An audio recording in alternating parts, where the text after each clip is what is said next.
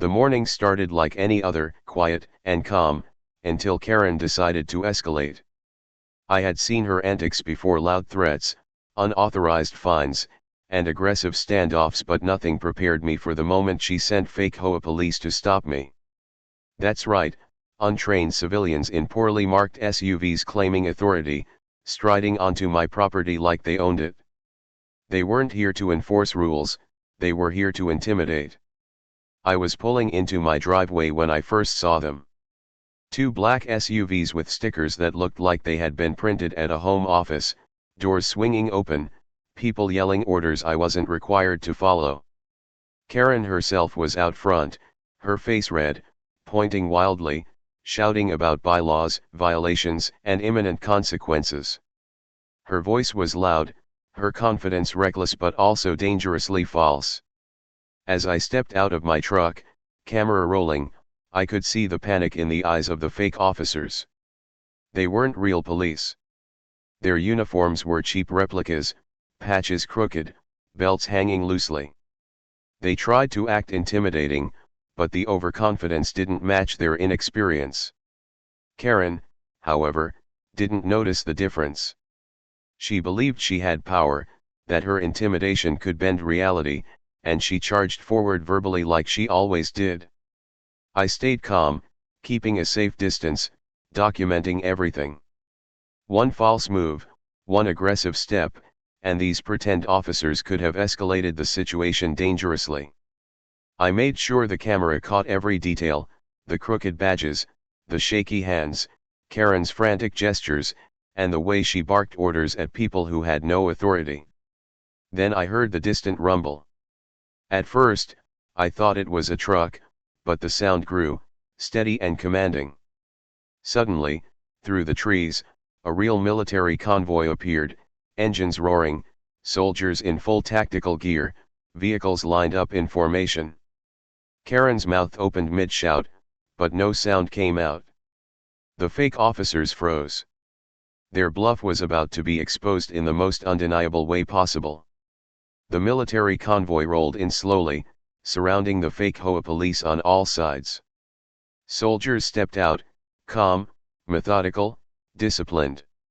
The contrast was immediate: chaos versus order, pretension versus authority.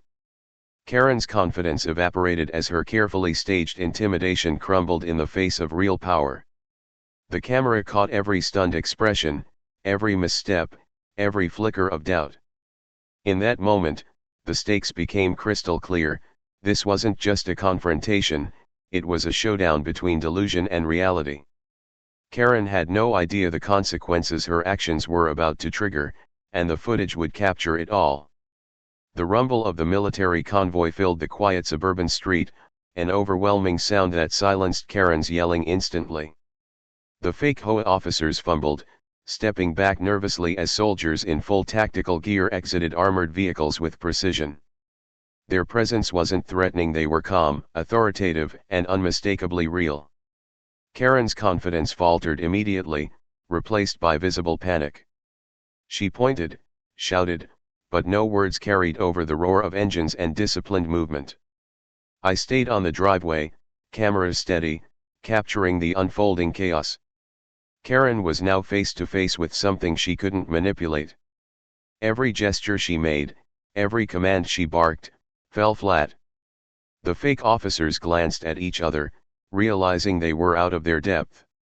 The military personnel approached slowly, rifles slung but posture relaxed. They surrounded the SUVs, creating a clear perimeter, and Karen's eyes darted between them, searching desperately for an escape or a loophole that didn't exist. The lead soldier spoke first, voice calm but firm. "Step away from the vehicles. Identify yourselves." The fake officers stammered. Their badges weren't real. Their training was non-existent. Karen's mouth opened to protest, but the words didn't matter. Her authority was irrelevant against uniformed, trained personnel. I continued filming every moment, knowing this footage would serve as undeniable proof of the absurdity she had tried to stage. Karen's face went pale as she realized the situation was no longer under her control. Her usual tactics, shouting, intimidation, threats, had no effect. The soldiers moved with deliberate precision, surrounding the vehicles and containing the chaos. The convoy's presence was overwhelming yet professional. No one panicked, no one overreacted. This was power executed calmly, clearly, and indisputably. The fake officers tried to explain themselves, stammering, making excuses, but the soldiers' expressions left no room for argument. Karen shouted again, trying to rally them, but it was futile. The visual contrast between her chaotic gestures and the disciplined formation of real authority was stark. The entire scene looked unreal: a suburban street, one delusional woman, fake officers trembling, and the unstoppable force of a military convoy asserting control. By now, neighbors had started peeking from windows, drawn to the commotion. They saw Karen's fury, the trembling fake officers, and the undeniable presence of the convoy. Whispers spread quickly: "What is going on? Is that the military?"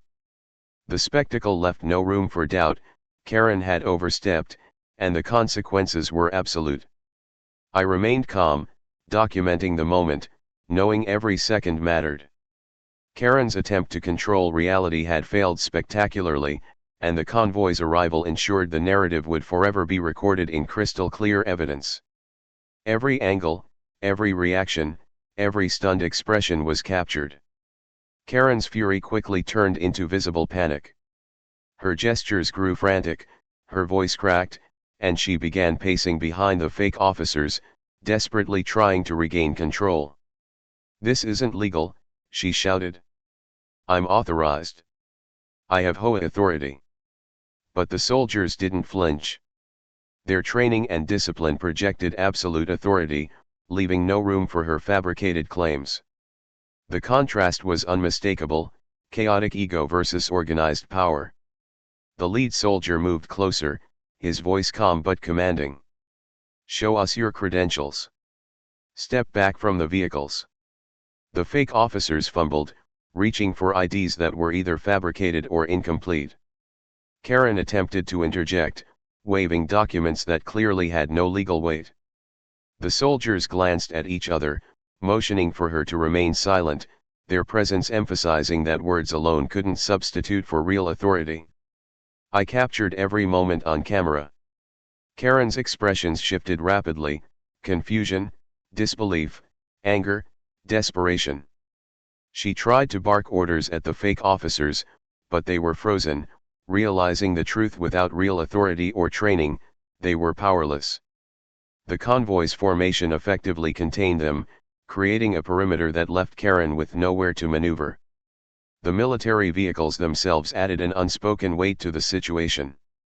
Armored Humvees, tactical trucks, and personnel carriers lined the street, their imposing presence a silent statement: the moment she had engineered to intimidate others was now completely under control. Karen's face twisted as she realized she couldn't bully her way out. Her entire plan had unraveled in front of neighbors and cameras. Neighbors cautiously stepped outside, witnessing the surreal standoff. Whispers and phones capturing the moment added a new layer of accountability. Karen's bravado evaporated under the silent scrutiny of an entire community watching the situation unfold.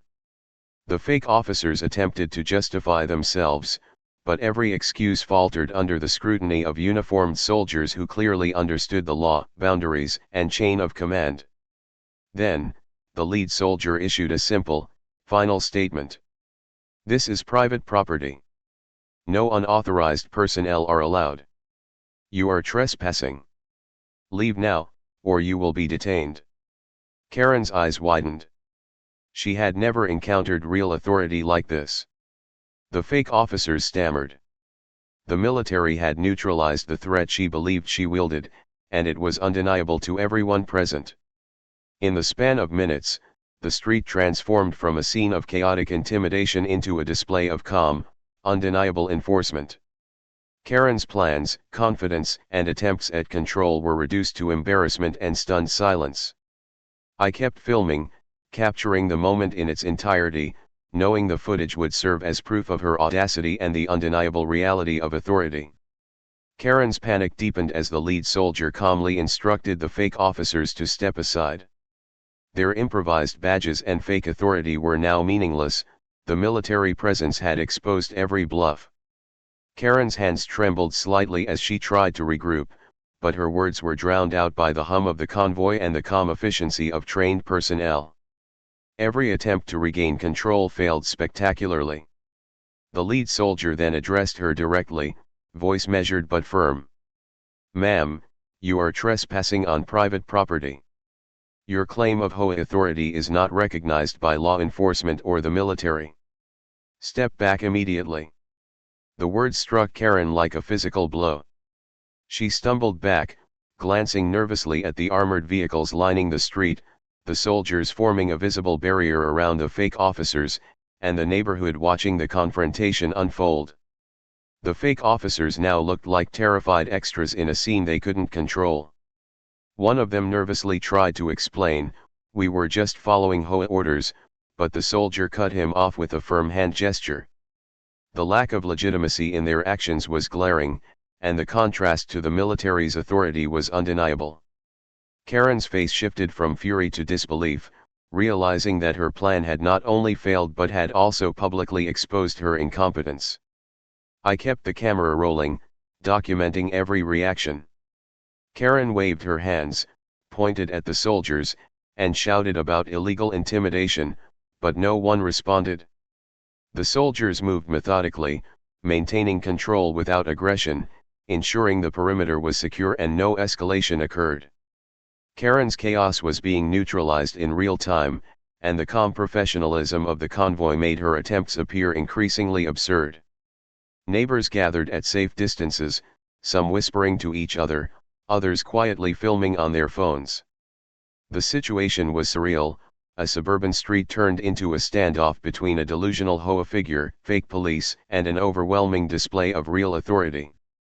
Karen's exaggerated claims were powerless against the reality surrounding her. Her body language told the story: tense shoulders, rigid stance, darting eyes. Then the convoy leader issued a simple but firm order: "Pack up and leave. Do not return without proper authorization." Karen froze, realizing she had no leverage. The fake officers hesitated, unsure if they should obey, unsure of what consequences might follow. Every second reinforced the lesson: real authority enforces boundaries, pretension does not. Karen's shouting slowed to muttering. She glanced at her fake officers, who avoided eye contact. The neighbors' murmurs grew louder, recording every humiliating detail. Her attempt to control the situation had failed entirely, leaving only embarrassment and exposure. The camera caught everything: the confrontation, the fear, and the undeniable dominance of the military convoy. Karen's face was a mix of disbelief and fury. She had orchestrated what she thought would be a show of power, fake HOA police enforcing her imaginary authority, but now, confronted by real trained soldiers, her entire plan collapsed. Every gesture, every shouted threat, seemed more desperate than the last. The fake officers stood stiffly beside her, awkwardly trying to maintain credibility, yet their uncertainty betrayed them completely. The lead soldier took a step forward, speaking clearly and firmly so everyone could hear. "You have no legal authority here. You and your associates are trespassing. Step away from the vehicles immediately." His voice carried calm finality, leaving no room for debate. Karen flailed her arms, trying to argue, but the convoy's overwhelming presence drowned out her words.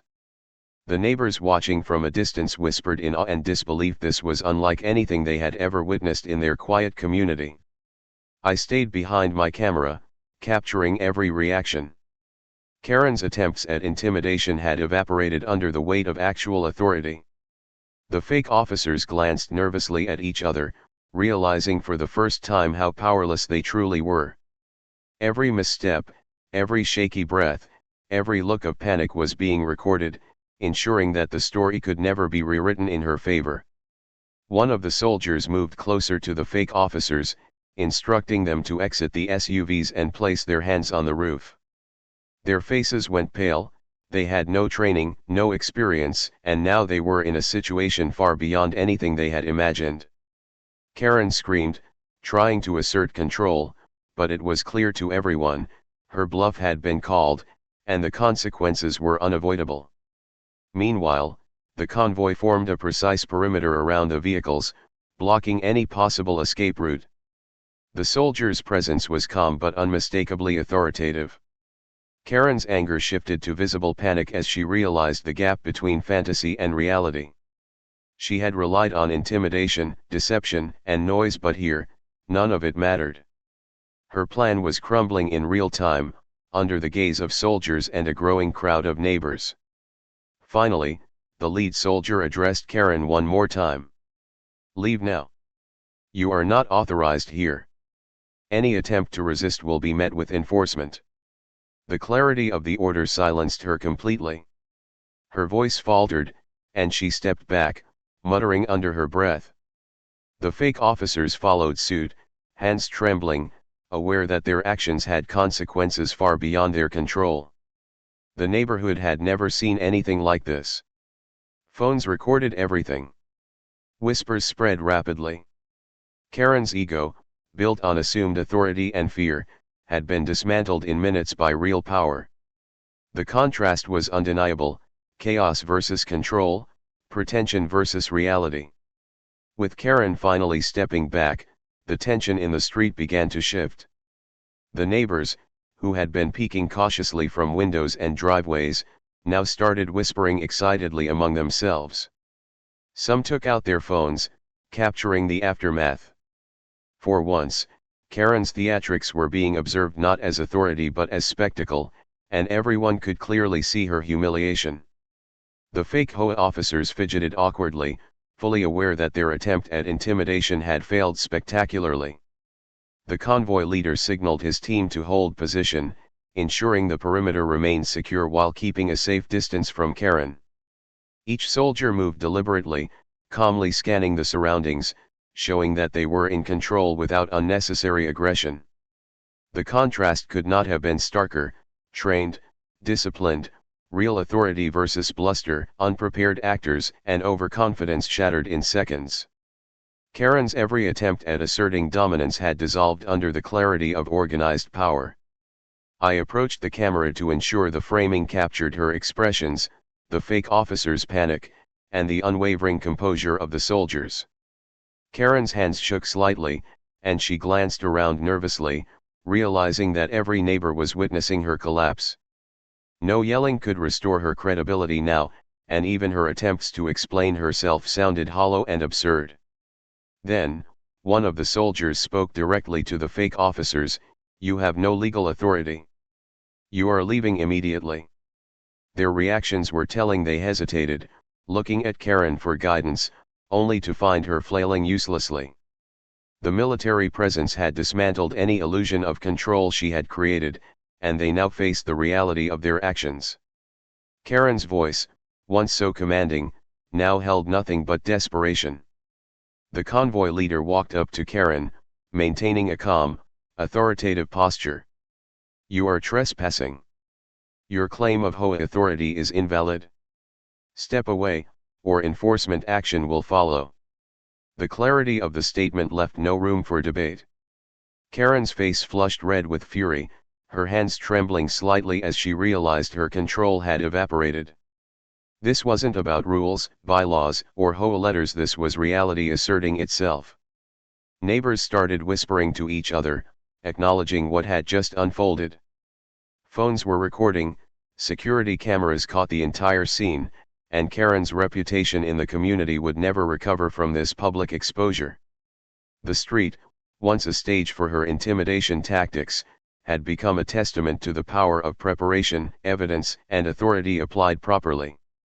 Karen finally muttered something under her breath, glancing helplessly at the convoy. The fake officers followed her retreat, leaving the street clear. The military stood still, a silent guarantee that order was restored, and that any future attempts at intimidation would be met with undeniable authority. With Karen and her fake officers finally retreating, the military convoy maintained a steady perimeter, ensuring no sudden moves or second attempts. The street, once tense with confrontation, now felt eerily calm. Neighbors slowly emerged from their homes, murmuring in disbelief at what they had just witnessed. Phones and cameras recorded every moment, and the story of the day began to spread instantly through whispers and social media shares. Karen stood on the edge of the street, visibly defeated, trying to regain composure. She waved her hands, muttering about authority and legality, but no one paid attention. The soldiers didn't engage further, their presence alone conveyed the message. Her bluff, once loud and threatening, had been neutralized completely. The fake officers, equally stunned, followed her without resistance, now fully aware they were in over their heads. I continued filming, knowing every reaction, every facial expression, and every movement was evidence. Karen's face flickered between disbelief, anger, and humiliation. She realized the scale of the mistake she had made, challenging authority with a fake setup against real, trained professionals. The contrast could not have been clearer. The chaotic, desperate attempts at intimidation had failed spectacularly against methodical, disciplined force. The convoy leader finally addressed me directly. "You are on private property. No unauthorized personnel are allowed. The perimeter will remain secured until the situation is resolved. Any further attempts to intervene illegally will be addressed immediately." The tone was calm but unambiguous. Karen had no power, and her staged police enforcement had no legal backing.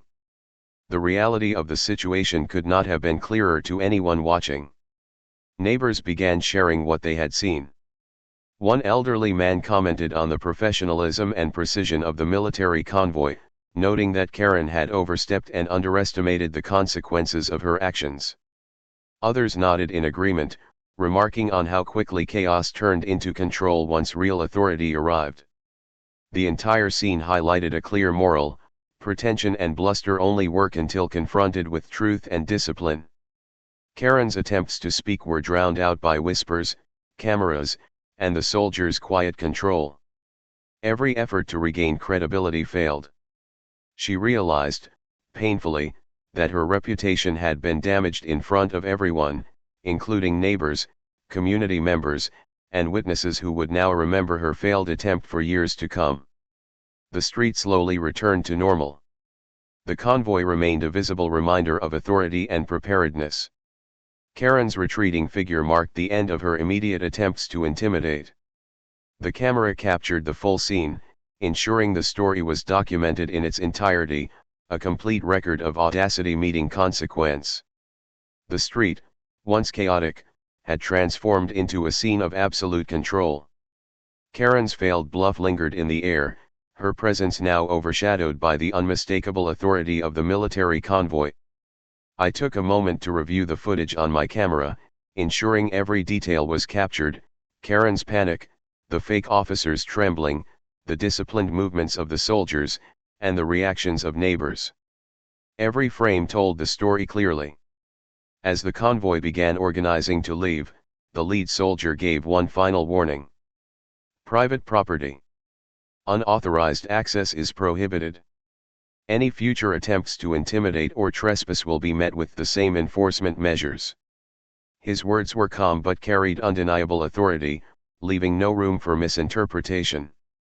Karen's eyes flickered nervously as she absorbed the message. Even the fake officers seemed smaller under the weight of this reality. Neighbors cautiously stepped outside, many still filming, whispering about what they had just witnessed. The sheer scale of the situation, the audacity of Karen's actions against the undeniable presence of trained soldiers was overwhelming. People discussed the absurdity of fake HOA police confronting a property owner, only to be surrounded and neutralized by a real military convoy. The scene would be remembered for years. Karen muttered angrily under her breath, clearly calculating her next move, though it was obvious to everyone that she had lost any leverage. Her attempts at authority, which had relied on intimidation and fear, were completely dismantled. The soldiers' calm enforcement had transformed the confrontation into a clear lesson on boundaries, legality, and real power. I spoke briefly to a few neighbors, who expressed relief and admiration. They described how Karen's previous actions had caused tension in the community, and how today's event finally established a visible boundary. The military's intervention had not only restored order but also served as a deterrent for any future attempts at intimidation. Everyone now understood who had real authority. Karen and the fake officers eventually left, their retreat slow and begrudging.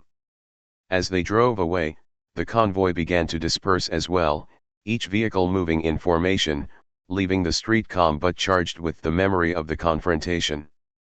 The camera continued rolling, documenting the aftermath, the empty street, the lingering tension, and the reassurance of order restored. The lesson of the day was clear: pretension, deceit, and intimidation can only go so far. Authority backed by preparation, evidence, and discipline will always prevail. Karen's overconfidence had met a reality she could not control, and the military's presence had ensured the outcome was decisive and undeniable. The aftermath of the confrontation left the neighborhood forever changed. Karen's failed attempt at intimidation became the story everyone whispered about, shared on phones, and quietly acknowledged. Her fake officers had been exposed, her ego publicly humiliated, and her attempts at authority completely dismantled. The street returned to calm, but the lesson lingered: real authority isn't claimed, it's earned and enforced. I walked the driveway slowly, camera in hand, reviewing the footage one last time.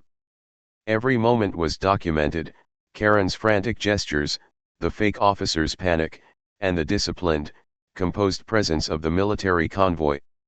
The visual record ensured there could be no misinterpretation. The audacity of attempting to bluff authority had been captured in crystal clear detail, leaving no room for denial or revision. Karen had vanished from the immediate scene, retreating with her fake officers, but the neighborhood continued to watch. The whispers grew into conversations. People discussed what they had seen: the contrast between chaos and control, bluff versus real power, and entitlement meeting consequence. Her reputation as someone who could intimidate and manipulate had been shattered in plain view. The military convoy had left a lasting impression. The vehicles, the formation, the calm precision of trained personnel, these were symbols of authority that could not be ignored or challenged. Karen's bluster was powerless against such preparation. Every neighbor present now understood that boundaries on private property were not suggestions, they were enforced by law and backed by undeniable power. Over the following weeks, the street returned to normal activity. Cars came and went, children played, and life continued, but the memory of that day remained embedded in everyone's mind. Karen's attempts to intimidate were no longer a threat. Any future attempt to enforce fake authority would be met with skepticism, resistance, and likely documentation, thanks to the proof captured during that confrontation. I finally archived the footage, knowing its value extended beyond proof. It was a lesson. A lesson that courage, preparation, and clear boundaries can dismantle even the most aggressive attempts at control. Karen's overconfidence had been undone not by confrontation or anger, but by calm, precise enforcement and undeniable authority. The street was quiet now, the convoy gone, and the neighborhood safe. Karen's audacity had been checked, and the lesson clear: real power cannot be faked. It cannot be shouted into existence. It exists in preparation, discipline, and the ability to enforce boundaries without hesitation. In the end, HOA Karen's plan failed spectacularly. Fake officers, bluster, and threats could not compete with reality. The military convoy had ensured order, documented history, and delivered a lesson in authority that would echo for years. The story ends with peace restored, and a neighborhood finally free from intimidation.